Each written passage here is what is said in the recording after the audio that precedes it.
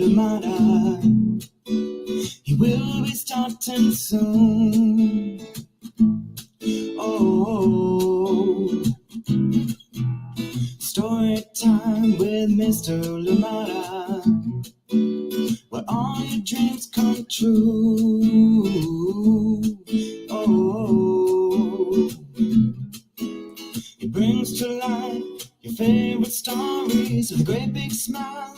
You won't leave lonely, won't you start all the reading? I just can't wait to be hearing story time with Mr. Lamada. He will be starting soon. Oh, story time with Mr. Lamada, where all your dreams come true. Oh, he brings to life your favorite stories with a great big smile. You won't leave lonely, won't you start all the reading? I just can't wait to be hearing.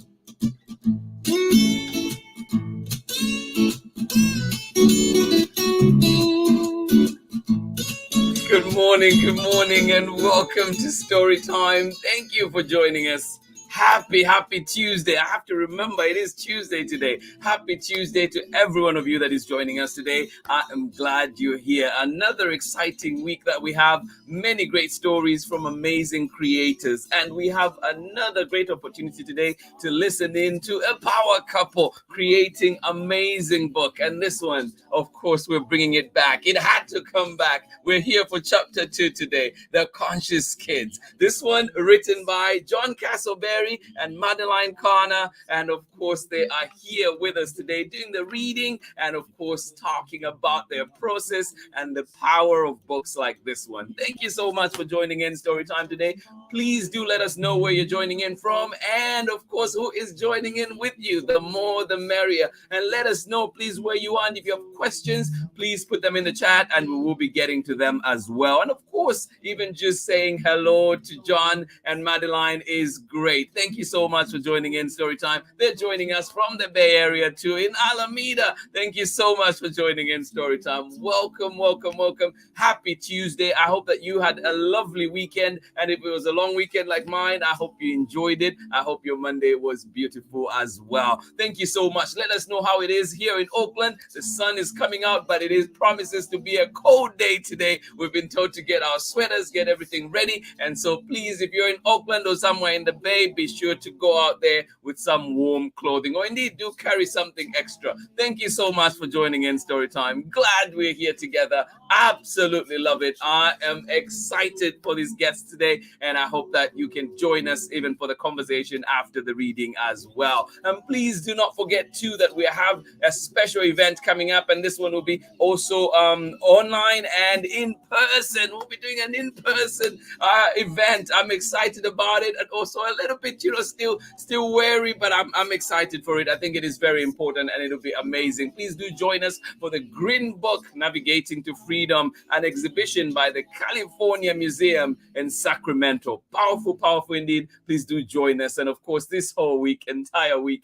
is just amazing. But without much ado, please join me in welcoming to Storytime our guests for today. Oh my goodness, Madeline and John Casselberry. Welcome to Storytime. Good morning, Peter. How are you? Hi, Peter. I'm good. Please tell us about where you're joining us from today. We're in Alameda. We're in Alameda, California, which is Northern California, Bay Area. Yeah. Oh, that's awesome. No, thank you. And I was actually in Alameda last night for my soccer game. When we were talking, and yeah, so it's always a good space, and I love being on Pacific too. Just the little restaurants and cafes. I love that. How long have you been in Alameda? We moved here. I think the girls were we have twins that are in 6th grade now, but we moved here when they were like 1. We moved from the Lake Merritt, Oakland area. Oh yeah. So we moved over to Kidsville here in Alameda. About 11 years now. Yeah, that's amazing. And also just, we have our amazing people to join us, the amazing Storytime community. And this morning too, Amanda West joining us with Sarah and Nathan in rainy Illinois. And you're saying it is 60 Fahrenheit yesterday and snow tomorrow. Oh my goodness. Isn't the weather crazy right now? From the East Coast, I remember snowy mornings. Yeah. Oh my goodness. Yes. And then good morning to you, Deborah. as well. Deborah. I love Deborah. Thank you so much for joining in. And of course, Chriselle and Rocco and Clay joining us out in Long Beach, California. Thank you for joining. Good morning, Rocco, Clay, Chriselle. Good morning. Yeah. And with the sun there, you have the sun. Is it bright in Long Beach? Is it warm? Oh my goodness, I'm so jealous right now. And then we have Tori Gambo. It has been a minute. Good to see you back on Storytime Live. Thank you for joining us out in Bothell, Washington. Good to see you, Tori. Thank you for being here. Awesome. So those are some of the people that we have here with us today. But we have this amazing book that you've both created, and of course you worked also with JERL Lowe's, which yes, love the illustrations. I want to hear too how that relationship came about, also how you connected. But I love this so much, and I can't wait for your reading, and also just talk about the power of this book. It's just such an amazing book. Thank you. Good morning to you, Rikia, as well. Thank you for joining us in Oakland. I'll see you in class in a little bit. Bring a sweater, Rikia. It is cold out there. And good morning to you, Pamela Cody in Natchitoches, Louisiana. Braylon, where are you today? Chad, good morning to you. Thank you so much for joining in Storytime. Well, let's get comfortable as John reads to us The Konscious Kidz, Chapter 2. Okay. All right. We'll be back after this for more. All right. Here we go. All yours.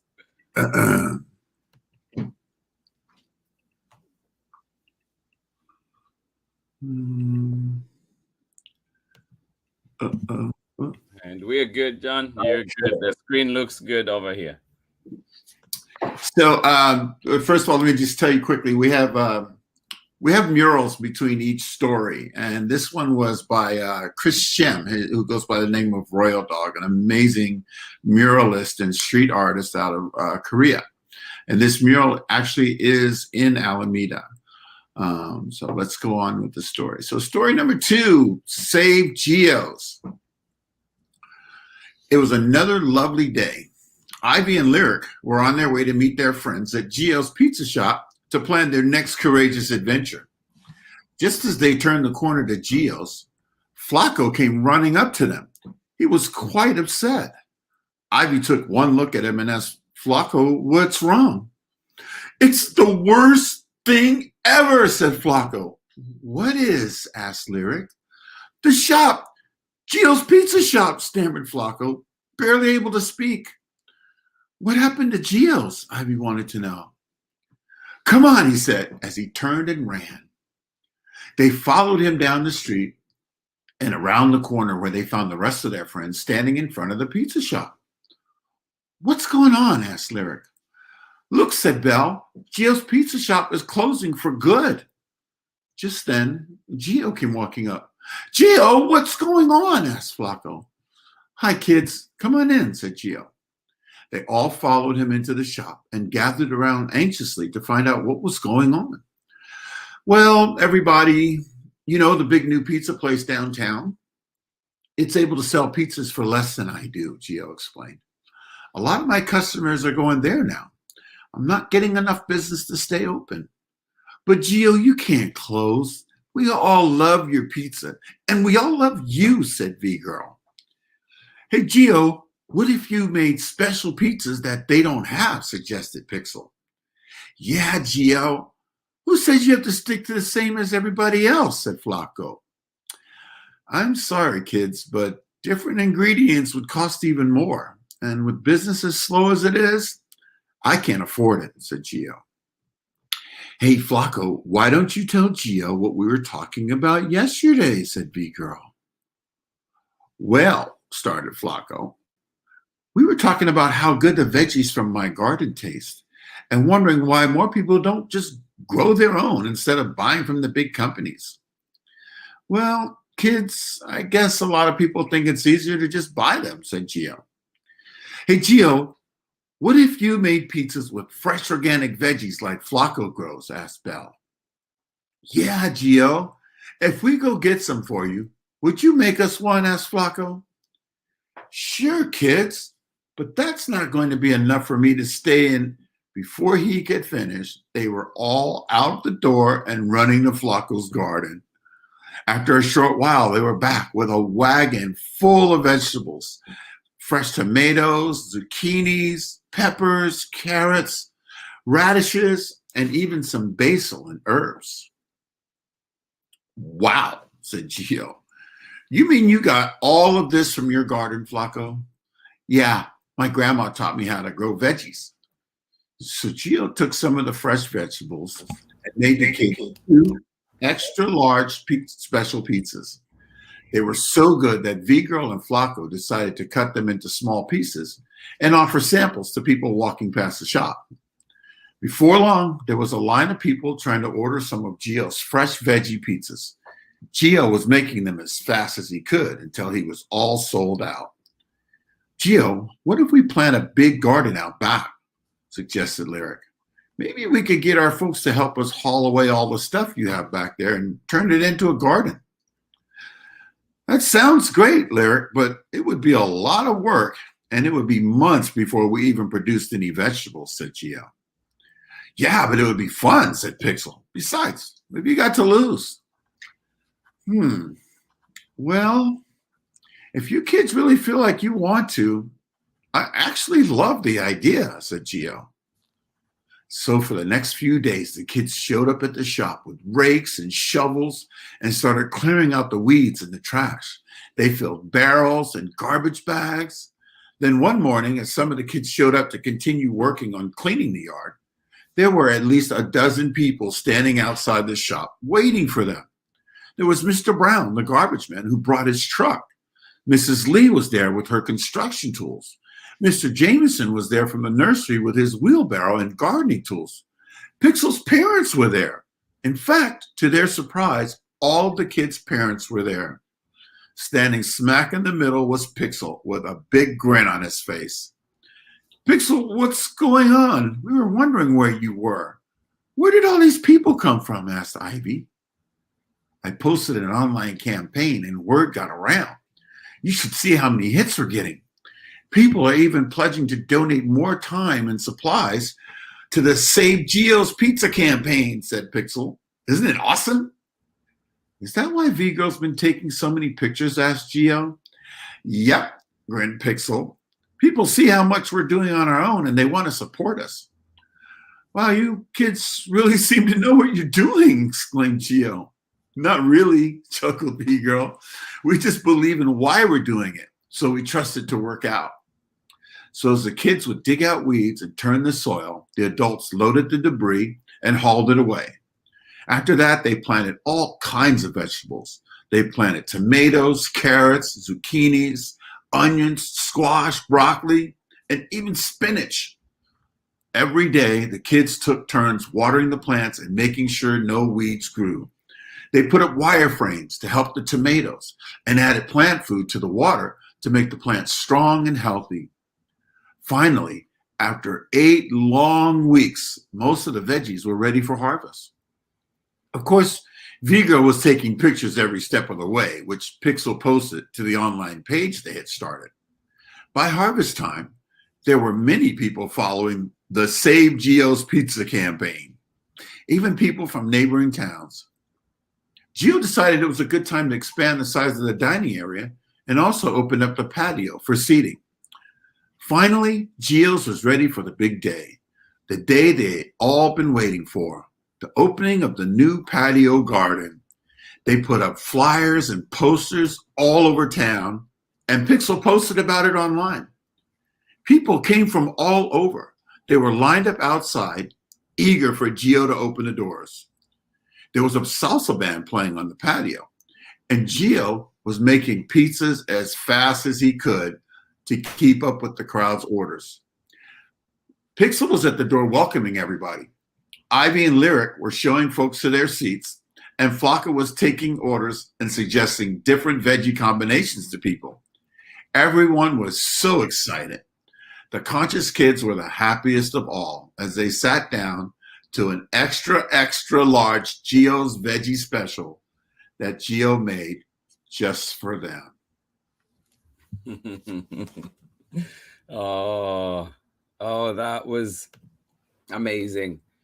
John, I think we're just going to have you be our resident reader. We'll just be bringing you back. And well, I love reading. It's fun. It's a great way to go different places. Yeah, well, you without even one thing. Space. Sorry, I didn't mean to cut you off, but yeah, you mentioned one thing you love to read. So yeah, what else do you love about reading, apart from taking you to other places? Well, it's a great way to have a view into other lives and cultures, and to, find out how other people feel and think about things. So it's, reading and literature and books are, and of course now, so much is online. So you don't, but I'm a lover. I love books. I love holding it in my hand and seeing the illustrations. And so. Yeah. No, I am, unless I'm pressed for something, maybe that's when I will buy a digital book. But I always try and go and get, just a hard copy. I'm like that too, very much like that. Well, welcome back, Madeline. Hello. Just talking about, just the love of reading. I'm assuming you love reading too. And what do you love about reading? Oh, I think all the reasons why we all love to embrace books and reading is it takes us on a journey through creativity of people's imaginations, and also of real life, people's experiences. Yeah. We're emoting feelings on a page into creative words, and it's just quite a journey for you to pick up a book and go into that space and take that ride.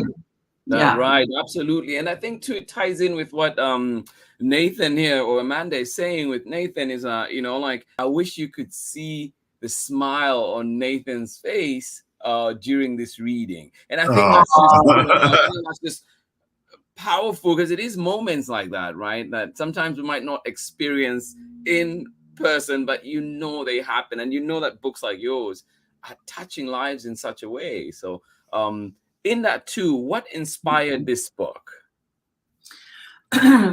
So I'll let you take that. Okay. Well, several things. For one, having grown up without seeing characters that look like me reflected in books. Also, we have twin girls, and as they were growing up, as they were very young, we were reading books to them before they could read, and it was a challenge to find books where the characters were the hero and the shero looked like them. And so when we decided that we wanted to write a children's book, it was also, what do we want to say to children? Right. And so, because that's actually a really large responsibility. Like, what do you want to say to children? And this is an opportunity to speak to the children. And so this is why the message we wanted to say was that you're each different, you're each unique, you each have so many things in common. So there's embracing the similarities and celebrating the differences. Yeah. But we each bring something to the table that's needed in our family and in our community, and that there's no big I and little you, and everybody's important. Just like an orchestra, not every instrument plays at the same time or the same note or with the same volume, but it takes every single one of them to make a beautiful composition. And so. Yeah, no, I love that. And when you mentioned that music orchestra, yesterday I got to see happy birthday again, Felix. One of my friends' son had his birthday, and so we all met kind of in the backyard, and they were playing music. Everybody plays an instrument and stuff, and I had the you know, like just a little shaker, and I made my rhythm. I was like, I'm sticking with it. It was fun. It was amazing.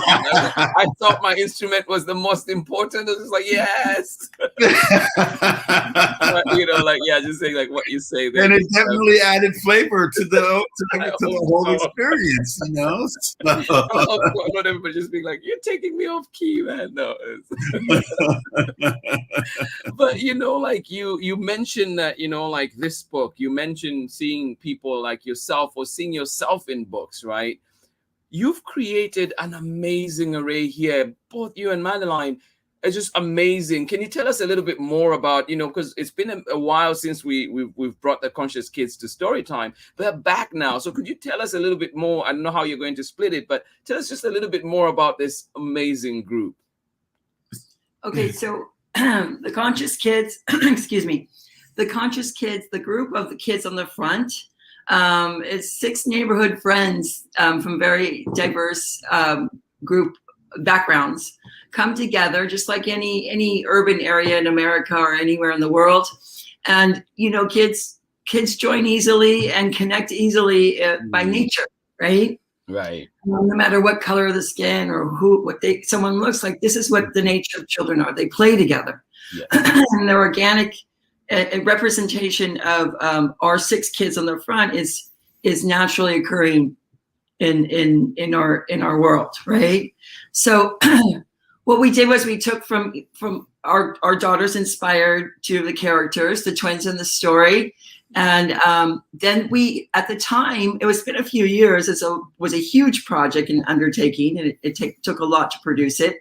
But they had a group of friends that they played with from younger years, and they looked just like this group. So we had literally had a picture of that group of kids, and our incredible illustrator JERL Laws took to his artistic ability and started to create this group. We also then developed backgrounds for the kids that weren't our own. In developing the characters, we took from our lives. I think John, did you mention Flacco? He's from Brooklyn, and Flacco was a childhood friend. I lived in South Korea for 5 years and in Thailand. And so I took from my community there and had them help me develop the character of Pixel. And we also, Lyric, the Irish American kid, a little bit like my nephews, but we built characters out of my background. And so each of the characters that we chose doesn't cover all of the different characters in the world, people in the world, but we did develop characters that we had a very close relationship to. And so there's how our characterization began of the 6 characters. Oh, they are amazing. And I just thought I should show that too, that when you get the book and you have it close, whether it's from your library, please demand that, you know, these books are made available. And so you can see and interact with these amazing characters. But, you know, you touched on, you know, how just kids love reading, playing together, things come naturally, and also just wondering too, you know, like how has this influenced your community or even your own kids at home? Because sometimes, you know, like they say, what's the saying? A prophet is never appreciated in their own hometown or something like that. So how do you think this has resonated with your own kids? That's a great question. It's a really good question. I think it's had a huge impact on our girls. As far as I think the times, you know, they're 12 now, but I think the times when we had begun writing the book, we were in some tumultuous times. The kids were at marches with us. All of the community was together in the Bay Area doing a lot. And so to be writing the book, and also they not only inspired, but they added so much. Many of their conversations between their friends, which were very advanced for their age at the time, which was like 7 years old, 8 years old, they really became involved in the process of making the book. So not only were they the inspirations, but them and their friends and the community inspired the book. So as everyone kind of grew with the making of the book, when it finally came out, I'll let John share, there were some really impactful stories. Yes. Through representation and also through the social emotional content we weave throughout the book. Yeah. We deal with some really big, important life issues, but the book is so fun and so creative at the same time. It supports, so it's not out of balance with too heavy or this or that. It's just a perfect balance, and the kids get to see themselves represented on the pages. And we did see impact. I don't know. Yeah, well, one of my favorites moments was taking the girls to school and walking through the schoolyard, and one of the dads who had just recently become a single dad stopped me, and he's like, "I have to tell you something." And I'm like, "What?" And he was telling me how he was reading one of the stories to his daughter, and how all of a sudden she didn't like she never would really wanted to talk about what was going on with her parents, and then all of a sudden she got really interested, and it opened up this whole conversation where, you know, for years she wouldn't talk about her feelings of her parents separating, and all of a sudden now she wanted to talk about everything that was going on, and he was just like, "So you did it." And I mean, that made everything, that moment for me, just, it was all worth it right then and there. Like I was like, okay, that's it, right? But there were other moments like where we would read to classes and the kids would identify with characters that didn't even look like them because they identified with their characteristics and personality, and or where they would see characters that looked like their friends. And so there was some really wonderful moments in reading to the kids that has happened. And on a personal level, you know, our kids watched us go through this entire process, and internalize the idea of becoming authors and illustrators themselves. And they write and they do art and they illustrate their stories, and which as a parent is of course amazing to see. So. And just, you know, like just a big shout out to you, Simone and Vivian. Just, I think it's amazing. You know, I've honestly, I've been honored. I've been able to, you know, to meet them and just see, you know, just, you see their bubbliness, you see just that joy that they have around them. And just good morning to you. And just a reminder to everybody that is joining us as well, that you're watching Story Time, and we have today John Casselberry and Madeline CONOR, the creators of The Konscious Kidz, and we're just having a little more conversation about the book. We just read chapter 2, Save Geos. And so welcome if you're just joining us. And if you're joining us on the recording, please go back to the beginning and get to enjoy everything, get to enjoy John's reading and join us for more conversation. But yeah, so you mentioned in there, I mean, this book has it all. It has skateboards, it has murals, you know, colorful and everything, and which, you know, like I feel like tagging is one of the things that kids really respond to or connect with. It's ever cool, you know. And so to tie that into your work, how did you meet, you know, the people you've collaborated with on this book? You know, to start with, JERL, and I hope I'm saying that name correctly, Lowe's, the illustrator, like how did you meet? How did that come up? And just, it's just amazing. JERL Laws. A very talented individual. He's so multi-talented, multi-hyphenated individual. We actually met him. We had been looking for an illustrator for, I guess, about almost 2 years. Just not really finding, you know, what we wanted, who we wanted, because it was important to us also. And this was so guided that everybody that came on board was so aligned with our purpose. You know, it wasn't just about creating a book, but with what they were so aligned with our why. And we met JERL through a friend who at the time was actually illustrating his daughter, she was 7 at the time, and wrote a story and was illustrating her story, and he showed us his illustrations, and I was like, I really like this. And I really liked and we really liked who he was, in as much as his spirit, if I, you know, is the best way I guess to say it. And so we worked very closely together on every single image, was painstaking in as much as, you know, like Madeline was so good with dressing the kids. And JERL would bring so much, like in the beginning of the story where you see Flacco running, you know, JERL would layer these little subliminal messages in some of the illustrations, like, you know, for example, Flacco's wearing a hoodie, holding a bag of Skittles, and he has on his sweatshirt, it's the number 3, and it says Vaughn. And he goes, "Did you notice that?" I'm like, "Yeah." He goes, "It's Trayvon." And I was like, "Oh, wow." Yeah, no, and like he puts all these positive messages embedded into his artwork, and so to make it vibrant and make it relevant to things that were going on. And the muralists, where we were scouring the internet and driving up and down streets and asking friends to send us pictures of murals that they liked, resonated with, all across the country, from New York to LA to Detroit. And so when we would find a mural that we felt resonated with us in the story, we would find out who the artist was, contact the artist, tell them what we were doing, and of course ask them for permission. And when every single artist that heard that, once we told them what it was about and what the story was, they were like, yes.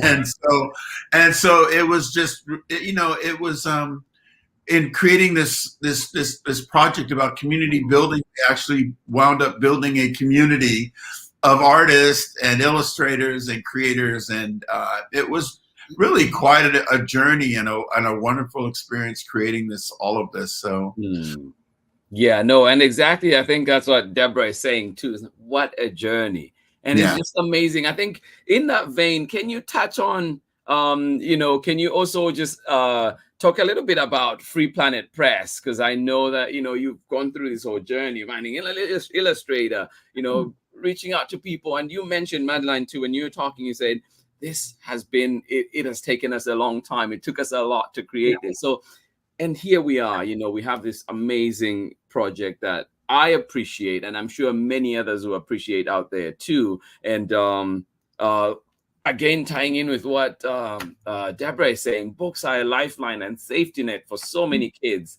And you know, educators, creators, I think we're tapping into this. You know, you mentioned that dad, that family that you know gets to have a conversation with their child because of, you know, books. So how? Okay.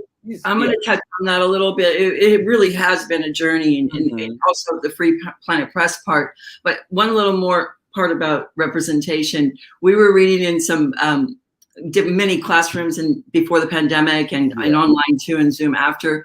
But I'll never forget, in the 3rd grade classroom, there was a circle, and an African-American boy jumped up at one point and just yelled, "Yes! Flacco! Finally, a character like me! Looks like me. That's the main character." And so that is why we never let go of our mission. And we knew that when we were reading books to the kids when they were 4, 5, 6, we're like, wait a minute. There's picture books with poems and things like that, which are wonderful. But where is the story behind, the backstory behind characters? Where is the depth with their lives, but contemporary characters that were contemporary, like you're talking about our artwork and seeing the kids in real life, and all the historical stuff is so wonderful. But we felt a lack of material that was at the chapter book level, and also where kids of color get to see themselves splashed in color across the pages as an older reading level. Because as you get into 3rd, 4th, 5th grade in chapter books, sketches.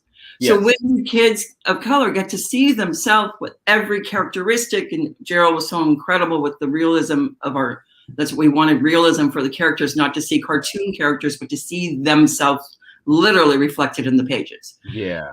So what we did was we held on to that became our mission, is to not let go of that, and going and seeking out our script with our text with the big publishers. It became a thing where it was a little bit disjointed as far as the timeline, getting callbacks from it, and then having this move forward. And so what we didn't want to we wanted to create we had built from the big publishing houses, Barbara Janenten, our book designer, came from Chronicle Books. We had different people working from different agencies that came on as a side project, and then we built a publishing team. So out of people coming on board with wanting to be a part of this building of this community to build this project out. So what organically happened is we are Free Planet Press. We became a small press in that. So that was we were able to get into independent bookstores, indie bookstores, be a part of the grassroots movement in the community without just only being a self-published book. So we then became a published book by a small press. So that opened doors in other ways. And there's more and more people working from this avenue like we are, and we're collaborating with them. So that's how organically, with people coming on board and wanting to see this book through, with our passion about it, our passion project, we continue to build the press out. And so that's literally organically how Free Planet Press came about. We continue to forge ahead on our own with that. And as the series builds out, we'll see where that goes. But right now, that's where we are. Yeah, that's amazing. No, you touch on so many amazing things in there, and I swear I think you're looking at my notes over here. But one of the things I was going to talk about, you mentioned small presses, small businesses, and as we know too, there are also too many geos out there right now. With the pandemic and so many, so many factors. One of which is what is mentioned in the book. Whether it's, big franchises coming in and taking over businesses because they're able to do things, at a lower cost and just powering through these neighborhoods. So, for places like geos. Oh, first of all, too, let me just start. If you're listening in right now, please type in that small business in your neighborhood, that small bookstore, that indie publisher, or any business that you think we should highlight here, and we'll try and put it up here so people can know where it is and who it is, and just just to say thank you to them too. So please do that. Mine in Oakland, one of the places I go to all the time is Marcus Books. If you're around the Oakland area, Marcus Books. It's Black owned, and it is all books I get from there whenever I can, unless they don't carry it. But most of the times, we'll order it for you. So just Marcus Books, big up. And to everybody too, please send in those little businesses in your area. Feel free, John, too, to type in the chat. I'll make sure to put it up. But also coming back, how possible is it to save places like geos, or why are these places so important? Well, I think, for one thing, local businesses, they give back to their own community, in as much as when you support a local business, the money that they make, since they're local, they're spending it. They're spending their money locally. Yeah. They're most likely sourcing locally sourcing, their inventory. And it just builds their community. It's, you get to know the proprietors of these small businesses, and you get, that personal touch with, So I think it's, if you strengthen, the expression I love is that the tide raises all boats. And so when you strengthen, if we want the world better, we start where we're at. And if I improve the things around me and you improve the things around you, we're making the world better. So I think that's one of the reasons, just for, when we wanted to talk about, I think we also wanted to talk about the humanity of community, and how communities are stronger when they work together. And that was an underlying message of the whole story, is about working together and about appreciating each other and being the gratitude for each other, like appreciating your differences. Like, I don't need to be Peter LaMotta. There's already a Peter LaMotta, right? And so that's wonderful. So I need to do what John needs to do, and then when we do this, when Madeline does what Madeline does, and it's this combination and this collaboration of spirit that creates these beautiful moments for us. So Oh, that's amazing. And I just want to know, thank you, Rikia, for sharing 2 Marcus books. Absolutely love them. One of the things that you have in here, of course, is your dedication in this book. And I think every parent listening in out there, everybody listening out there, this will resonate. But and it goes, this book is dedicated to Celeste Renee, Simone Isabella, and Vivienne Rose. Your lives have changed our lives.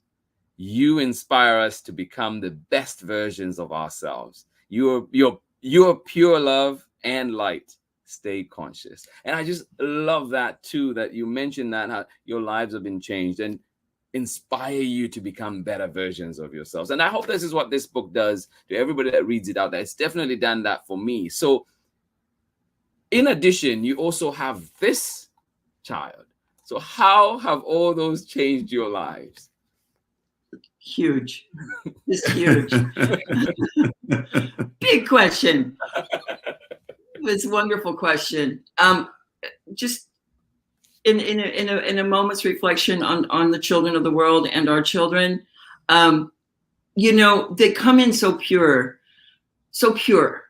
They're born here, and the mystery of life and birth, and they're light. They're pure light. And I think with our world the way it is, and us struggling for some kind of harmonizing where we're not at, these little beings that come in all balanced and harmonized, we start to wreck that because of our inherited traumas, because of the trauma that we are trying to undo. At least in the generation that John and I are from, we're trying to recover from our own childhoods, so to speak. I mean, I think everyone, that's for everyone, goes without saying. And so we recognize that we weren't there, but we're always a work in progress. And the book has become, we didn't arrive as conscious parents, we're becoming. It's a state of becoming. Our kids came in conscious. The kids in the world come in conscious. But us as adults, we're in a state of becoming. And when we become more aware of that and become more humble, whether we're teachers, educators, or parents, being able to own ourselves, let our children know that we are a work in progress, but to still hold, still be the guides for them that they need. It's a delicate balance of harmony and power and empowering. And so I think that is truly what we have is our mission, is to keep the light lit, keep the spirit lit in children, our children too. And that means a lot of, the book is, The Conscious Kidz is a guide. It's for life skills. It's guiding principles. Each chapter is a container of a guiding principle that a story unfolds through. And it allows all of us to come together to look at truth, to look at what and cherish what we have in front of us. You as a teacher, us as parents, we are here looking at these beautiful, bright beings, and we're all going through a tumultuous time. But always there's flowers when there's weeds. Always new growth, and we want conscious kids and our kids and all kids to have that opportunity. And we have diligently given with this project and held on to it so that we can be a foundation for building more books in the series, and also for being a foundation for healing, really, truthfully, healing. Peter, one of my favorite quotes, and I'm gonna completely butcher it probably, and I don't know the author either, but I saw it once, and it said, maybe it's not about becoming anything. Maybe it's about unlearning the things that keep us from being our authentic selves, like who we were meant to be in the first place.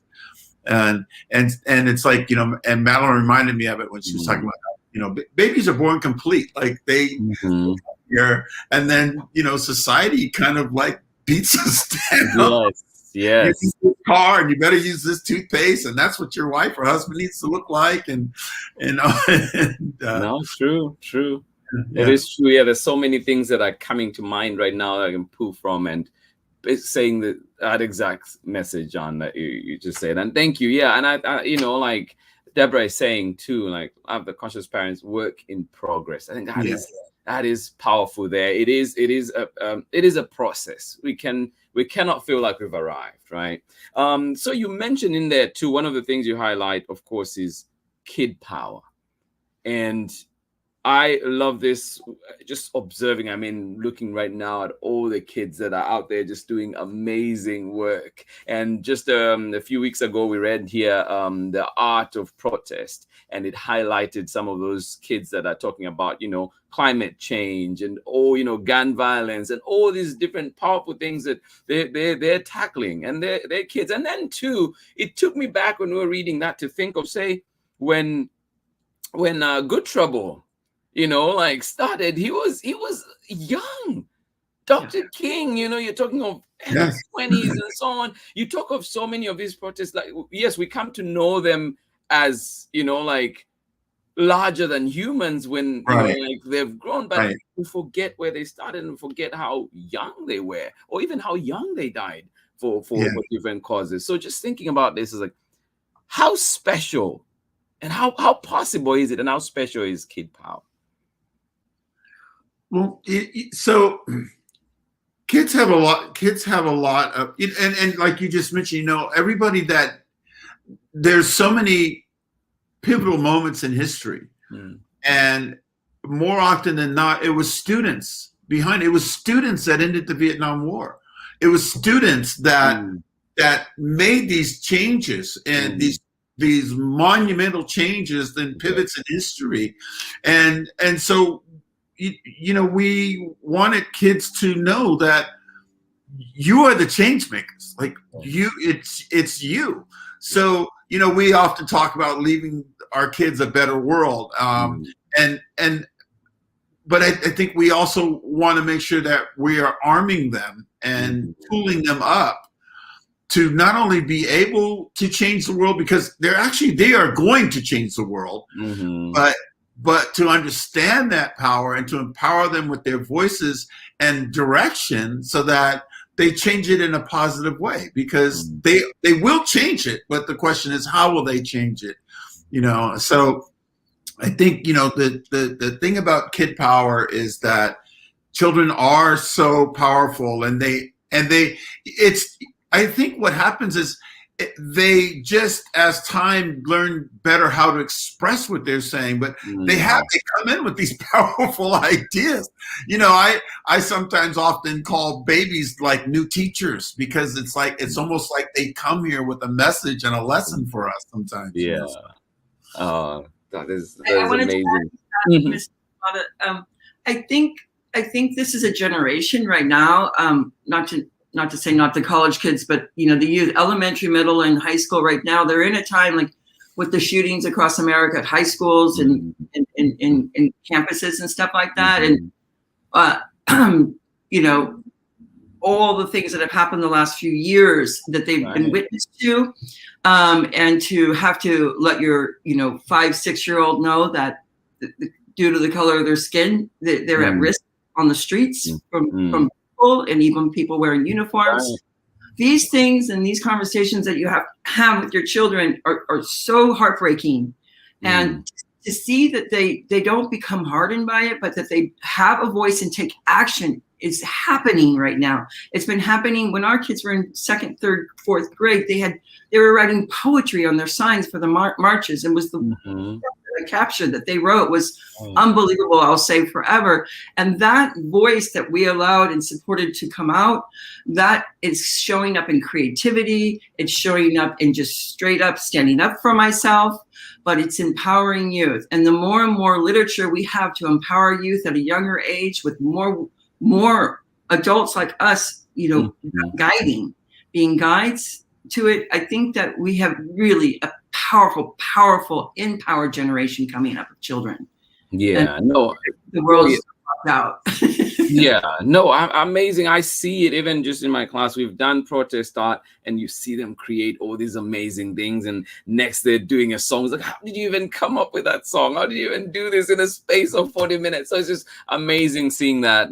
We've had OUSD right now, as you're following with Oakland Unified, you're following everything that is happening and seeing students from Oakland Tech, Oakland High, marching down to Broadway and saying, hey, we demand these things for our community. And so to see that power, you know, like, it's just like what Pamela is saying. We see huge evidence of kid power throughout our history, with, you know, books such as No Voice Too Small, The Smallest Marcher, Let the Children March. I don't know if you've come across those yourselves. And then, yeah, just, you know, like, these are things we're observing in our communities. These are little ones that we're observing doing powerful things. And I think to celebrate them in books like this, you know, it might not name a particular person. It might, you know, we have Flacco, we have V-Girl and everybody else in here. But there are also V-Girls and Flaccos out there in our communities that we see every day. And so I feel like this is an ode to them, you know, and it's just such a powerful book. In closing, you know, like this, you two, I could talk to you forever. You know, hopefully we have you back here, you know, like hopefully we have you back here on Storytime for more. But just in closing, like how do we find you? Do you do author visits? Do you, you know, like, how do people find you? And also, just where and how, just please plug in, and then to like just any parting messages with anybody that is listening in right now. And of course, those that will be joining us later too. So locally, we're in Books Inc. in Alameda, and in a couple of the Books Inc.s across the Bay Area. Also, you can, that's our website up there. All indie bookstores. All indie bookstores. That's our website up there, consciouskidz.com. Also, freeplanetpress.com. You can reach out to us directly. We also have some books on Amazon. If you go to the website, actually, there's a link there that will take you to where you can order directly from Amazon. And you can contact us directly. Please feel free to contact us directly. We're always happy to come to your school, to talk to the kids, to read to the kids, to work with caregivers and also with educators, and to talk about this mission that we all share. You know, that we're all, it's, you know, it's on all of us to not only to create a world for these kids, but to empower them and guide them and to help them find their voice, and not to tell them what their voice is, but to help them find it and listen to what they have to say, you know. So, and yes. That's awesome. And Peter, this was amazing. We love this. Thank you. So honored to be with you in your space. Thank you. We've been enjoying your story time for some time now, and so we're really happy and honored to be here with you. No, absolutely. Thank you so much. And Pamela Courtney, you know, just thank you, Pamela. Hugs. Absolutely love Pamela, and of course, the kids with her too, Braylon, Chad, Kavaya. Even though you're not here with us, we still, you know, like, I hope your new place is good. I hope your new place is good. But yeah, Pamela is from Natchitoches, Louisiana. Before we go to, I know that the original cover is this, but you have some swag around it. Yes. This book never gets cold. Yeah, when the pandemic came out, we definitely made a tribute to essential workers. Yes. And JERL put masks, our wonderful artist JERL Laws. And if you can see that. Yeah, let me just put one of us on so we can see that. Yeah. See, Pixel has on his mask, and I love what JERL does. That's the Black Anthem on Pixel's mask. Oh, so just all those little things, you know, and the Irish kid being the ally, and it's just wonderful. Yes. But that is on our website. If you reach out, we can get you one of those wraparound covers. We made this as a dedication to essential workers, and we wrote a dedication for them on the back.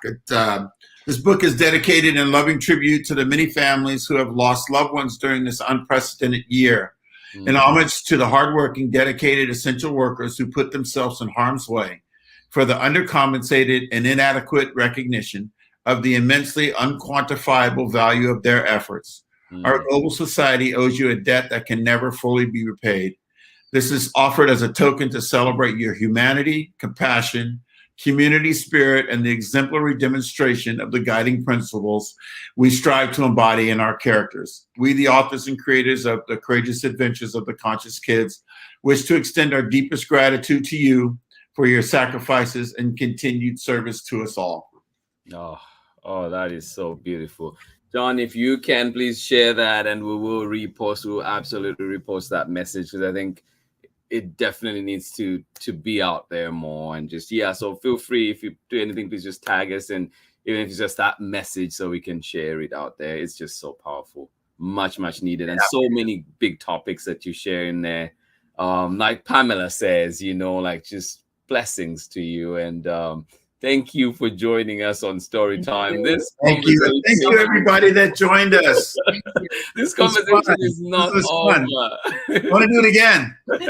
Yes, so absolutely. Oh my goodness. Thank you to everybody that joined in. These were our special guests, Madeline and John Casselberry, joining us today, and of course just sharing the Conscious Kids. Amazing. And of course I put my cover back on, the jacket on, just to show up.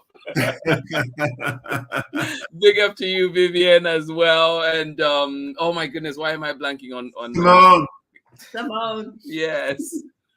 Simone.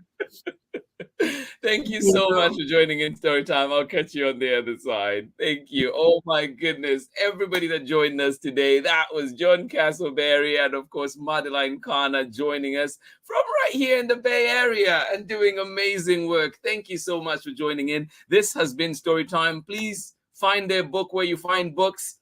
Find them at their press. Yes, find them on their website, and it is freeplanetpress.com, and all the different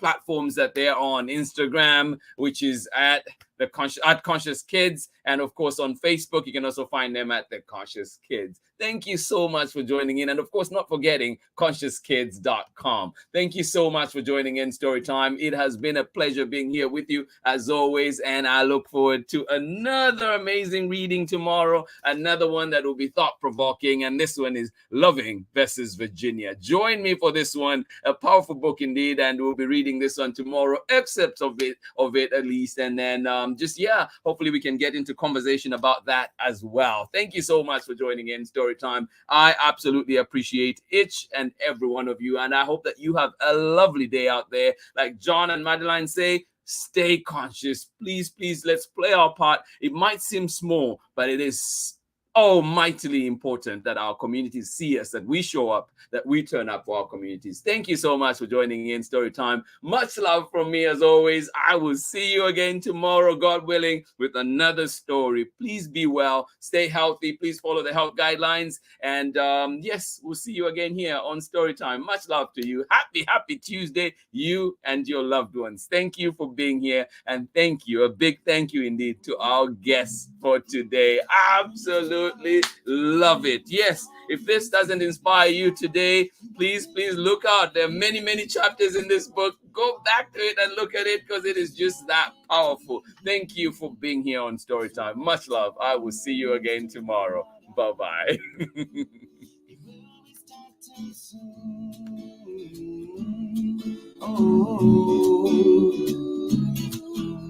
Story time with Mr. Lamada, where all your dreams come true.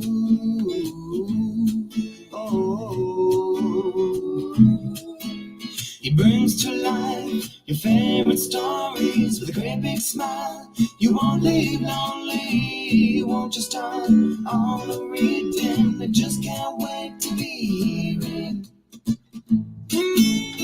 your favorite stories with a great big smile. You won't live lonely, you won't just start all the reading. We just can't wait to be hearing. Brings to life your favorite stories with a great big smile. You won't live lonely, you won't just start all the reading. We just can't wait to be